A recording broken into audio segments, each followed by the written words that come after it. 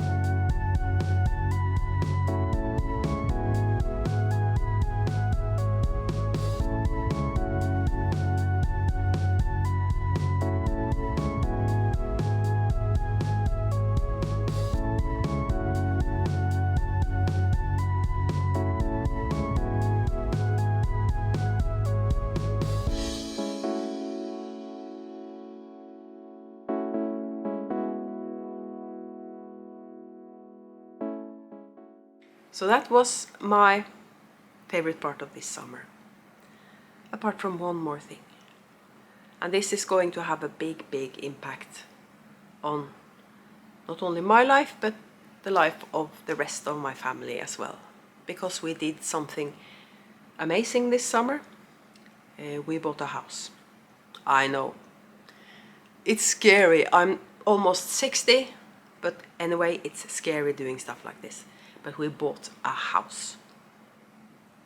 We've been talking about it for some time because we're living in a small space, and we both have storage. We both have hobbies that require lots of storage.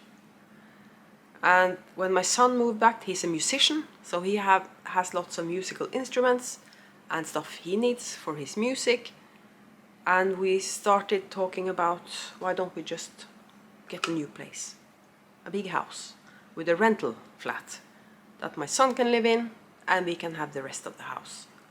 And we found the perfect house. It's my dream house because of not least because of the location. I'm not sure if you have noticed that when especially during Vlogmas, I've also done it at other times in summer, when I'm driving to Sortland, I sometimes have put my camera up to film the fjord with the mountains on the other side. Well, I'm going to drink my morning coffee, looking out my kitchen window to that exact view. Because we're moving to a house that has a stunning view. I saw the view in the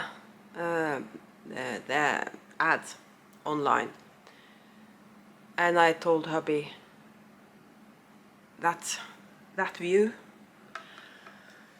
that was amazing. And then the house turned out to be perfect as well, and we can actually move straight into it. We don't have to do any decorating or renovating or anything. We can just move straight in. There's maybe a tiny bit of things I want to change, but nothing that can't wait. So we're actually moving. We get the keys to the new house September 1st, and that means that I'm not going to record another podcast in some time, maybe, because I'll have plenty to do. And while we're moving, there might be a difficulty figuring out where to actually record, because we will practically be living in two houses while we're doing the whole moving thing. I'm actually starting packing now, because even though we can't move anything into the new house before September 1st, I'm going to remove all our knickknacks, stuff like that behind me, all our knickknacks and stuff is going to be packed down into boxes, because when the photographer comes here to take pictures of the house, we want only the big furniture to be left, like the couch, the coffee table, the bed, dining room table, stuff like that is going to be left, so the pictures look good. We can't have all our mess everywhere, like my knitting bags and all this stuff. We can't have it standing around when he's here taking the pictures, because we want to sell this apartment as soon as possible. I don't think it's going to be a big issue to get it sold, because there are 3 attached semis along this road, and all the other apartments have been up for sale at some point since I moved here, and they all sell pretty quickly. So hopefully we won't have to wait too long before this apartment sells. And we're going to and I turned 60 on the 29th of September, and my plan is to be able to have a housewarming / birthday party that weekend. So that's in the back of my head, unless something really, really horrible happens. That's my plan. So my autumn will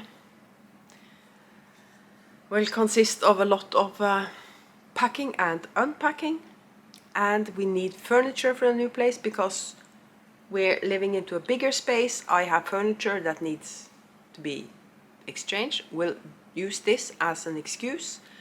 We need the kitchen table and chairs because we haven't got a kitchen here. We got a kitchen now, and as I mentioned, with a stunning view. I need a table and chairs for the kitchen. We're going to need a bed for our spare bedroom. As I said, quite a lot to do this fall. I'm hopeful that we can get second-hand furniture because we have a thrift store that specializes in furniture, and hopefully I can find stuff there. I wouldn't mind to have 4 different chairs in the kitchen and just paint them all the same color. That's a look I actually love. I want a hutch. Sue taught me that it's called a hutch for the dining room.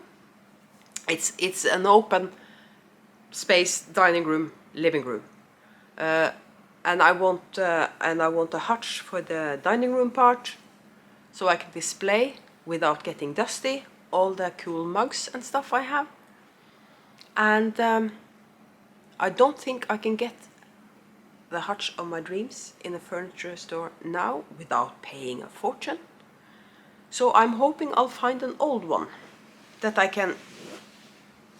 probably have to paint it.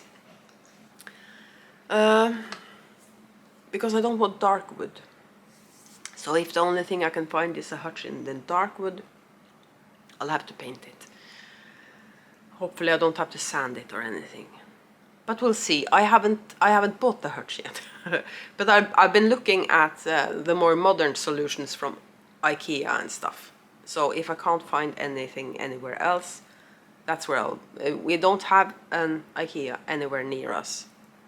Or IKEA, as we say in Norwegian. But you can buy online and they can transport it to you. So I might still go with them if I can't find anything I like in the local store. But hopefully I can thrift most of the furniture. Because the house, I think the house will... Thrifted furniture would look better in that house, I think, than newer modern pieces. Even though the house was renovated by the people that now sold it. That's actually a fun fact. The people that sold the house moved to the place I lived in before I moved here. And it's a small place. So it's not a town or anything. So I thought that was kind of funny. So that's a fun fact. The people selling the house moved to the place I came from when I moved here. The house isn't old. It was built in the year 2000 and they renovated it 2 or 3 years ago. So there's no big issues with the house. And that's fortunate because neither hubby or I are DIY people. I'm not afraid to try though. There's actually a mural in the guest bedroom that I'm not going to paint over because they used it as a child's bedroom and it has this really cute mural that I love, so that's not going to be painted over, trust me. And everything is I'm going to record sort of a guided tour of the new house so you can see what it looks like. Before and after maybe. And I haven't said anything about one of the great... I'm not sure what to call it. One of the best features of the new house, in addition to the view, is the garden. I hate what I call football field lawns. You know what I mean about that? The kind of garden where you have a gigantic lawn and flower beds along the borders. Because what do you do with a garden like that? Not much, except for mow the lawn all the time. The new house, when they built the house, they were really, really clever. I think that people that built the house also planned the garden.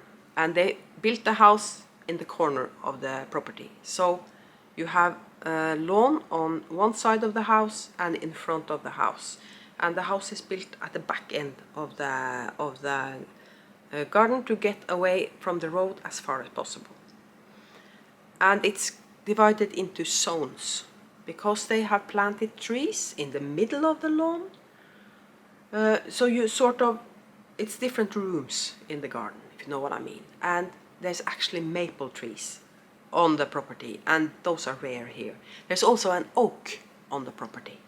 That's also rare here. So the people that built the house had a thing for trees, probably. And I told Sue, there are maples on the property. This is meant to be, because Sue's from Canada. I didn't have to explain that to you. You all know about Canada and maples, maple leaves. But anyways, so it's divided into zones. And on the lawn, quite a bit away from the house, there is a piece of decking in the middle of the lawn. And on top of that decking is a sauna and a hot tub. Both of them wood-fired. And both of them need a bit of TLC if you're going to keep using it as a sauna and as a hot tub.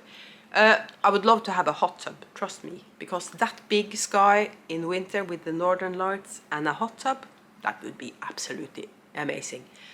But we discussed this, and it would be too expensive to fix up both of those, especially since we maybe not use it at all. So I have other plans for that decking and that sauna. I'm going to buy myself one of those greenhouses that you lean up against the wall, and I'm going to put one of those on top of the decking, leaning into that sauna. That sauna is going to be my potting shed, and I'm going to line the hot tub with tarp or plastic or something like that, put soil in and use it as a herb garden or something. I have to look at ways to drain that to be able to do it, because it's standing on a wooden decking. I don't want the wood to rot, so I have to look at different ways of fixing that. I might also just pull the hot tub apart and use it as firewood or something, because there is a wood burning stove in the new house. So we are going to start heating up the house with a wood burning stove again. I did that before I moved here. So that's also something I'm looking forward to. And we don't know how much of the stuff that was there when we viewed the house that's going to be left of the bigger things. Among other things on that decking that I mentioned with the sauna and stuff, there is a picnic table with benches. And I'm hoping that they don't take that. If they do, I might buy a new one, because I was thinking, greenhouse, potting shed, I can sit at that table and have my lunch. So I'm really looking forward to start doing some proper gardening. I want to do vegetables. There's a patch of the lawn that hasn't been seeded in as lawn along the driveway. So that patch I'm going to use as a vegetable garden. I might get somebody to come in and help me just turn the soil so it's easier to start, or I can do it myself with a shovel. I'm not going to do a big vegetable garden. I just want to grow potatoes and onions, I think. I have to be aware of what actually thrives in northern Norway, but potatoes and onions shouldn't be a problem. In the greenhouse, I'm going to have tomatoes and chilies, and I'm also getting those growing lights to grow the seeds from, to give them a sort of a head start before I put them in the greenhouse.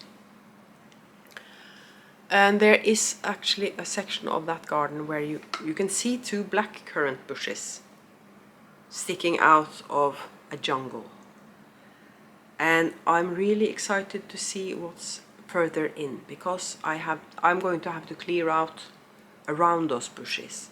And I'm hoping there are red currants further back, because the red currant bushes are shorter than the blackcurrant bushes. So there might be some red currants there as well. So that's one of the first things I'm going to do this fall, as soon as I get possibility of doing anything in that garden, is to clear out around those bushes.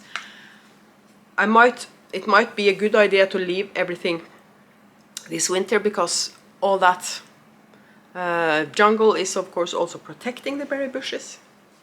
But I'm too curious to find out what's further back, because not the entire property is laid to lawn. There is also a spruce sort of hedge with big spruces that mark the boundary for the neighboring property. And there is a forest on the other side down towards a creek that marks the boundary of the property on the other side, and then there's a road in front of the house. And there are lots of stuff I want to do with the garden. I have big plans, so next summer is going to be busy. Apart from hopefully a couple of weeks for a Canada trip. The only garden we have here, we have nature. on that side of the house, and we have a small stamp of a lawn that side of the house.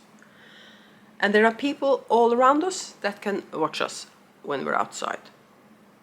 And you know me, not too fond of people, and lots of issues when it comes to self-esteem and everything. So I hate it when people can watch me doing whatever. In the new house, no neighbors. There are neighbors, but they're further away, so they don't see me directly. The closest neighbor we have is on the other side of that spruce hedge I told you about. It's not a hedge, because these are grown spruces, so they're big.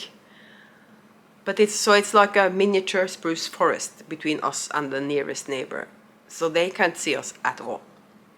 And there is sort of a forest on the other side of the house, so unless you know exactly where that house is and throw your head to the side at the exact right moment when you drive past, you won't see the house. So it's so perfect for me, because I can actually go out on the decking in the morning, in the summer, with my morning coffee and just have a oversized t-shirt on. That's it. Because nobody can see me, other than the people driving past on the road. But as I said, unless you know exactly where the house is, you won't see the house. So they can see me for a second or two as they're driving past. We have 2 spare bedrooms in our part of the house.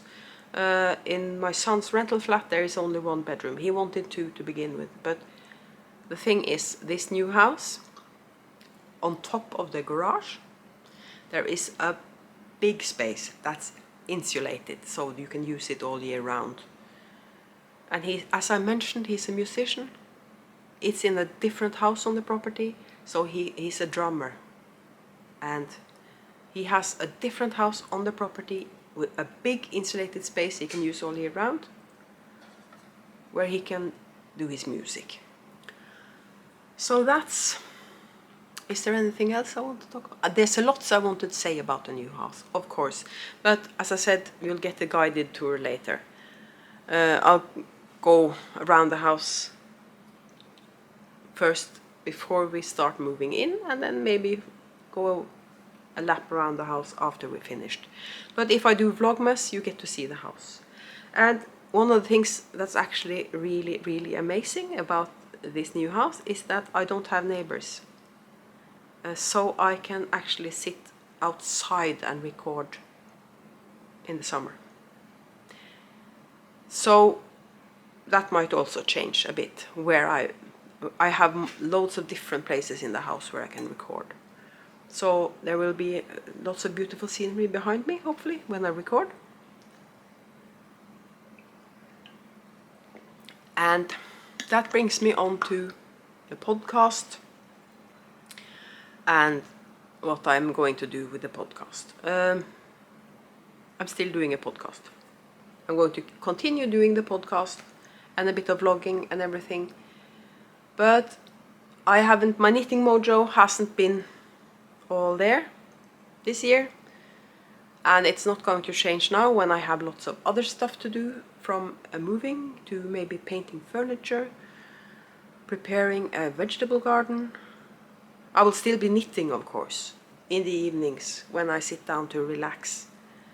But it's not going to be as important a part of my life. I'm going to dye yarn, I guess, because now I get a proper laundry room with a proper sink where I can rinse out yarn. And I still have to dye in the kitchen, but... So I'm still going to dye yarn and fiber, both for prizes for the make-alongs and other stuff. But it's not going to be such an important part of me and my life and everything. Other stuff is going to take much bigger space. And that's why I'm going to continue this podcast, but it's not going to be a knitting podcast anymore. As I said, I'm still going to be knitting, so I'm going to show you knitting from time to time, but I'm also going to show you other stuff. I'm going to take you with me when I'm doing gardening. I'm going to take you with me when I'm painting furniture or doing stuff in the new house, hanging up curtains. Because my life is going to change now. that I have the new house to take care of and plan and everything, and I have a vegetable garden. Hopefully I'll have a vegetable garden. I hope I haven't bitten over more than I can chew when it comes to that, but if I have, I can turn it into lawn.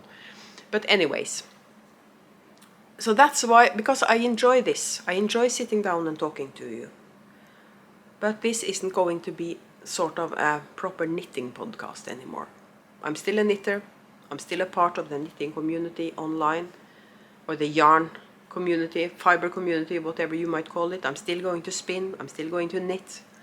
But I'm going to do other stuff as well. And I feel like if I have a knitting podcast, it reflects only a tiny bit of my life. It only reflects a tiny, tiny part of my life. So instead of beating myself up over not having enough knitting to show you, that doesn't matter anymore, because I have a lot of other stuff to talk about. So I won't call it a lifestyle podcast, because that sounds too pretentious. But there might be cooking, there might be painting, gardening, maybe sewing, walks. There might be other stuff. So if you're still interested in me and what I'm up to, I hope you stay on this channel. If you're only here for the knitting, crochet and spinning, you might not be interested anymore. I'm doing Vlogmas, probably doing Vlogmas this year, but it's not going to be centered around knitting and yarn. I might not even get a yarn advent, because I have a strong suspicion I'm going to be busy in December. And if I don't do a project with the minis as I open them, I feel it's just adding to my mini stash. So I don't want to do that. But again, hopefully I get you stay around for more of my stuff, even though it's not going to be only knitting and fiber related from now on. But I'm talked about the stuff I was going to talk about, so now I'm going to edit this, and then I'm going to start getting out the empty cardboard boxes and start filling them with knickknacks. Wish us luck with the move. I'm coming back at some point. Maybe I'm probably coming back in September to show you the guided tour of the house. And if I'm able to sit down and talk to you for half an hour, I will do so. So wish us luck, and I'll see you later.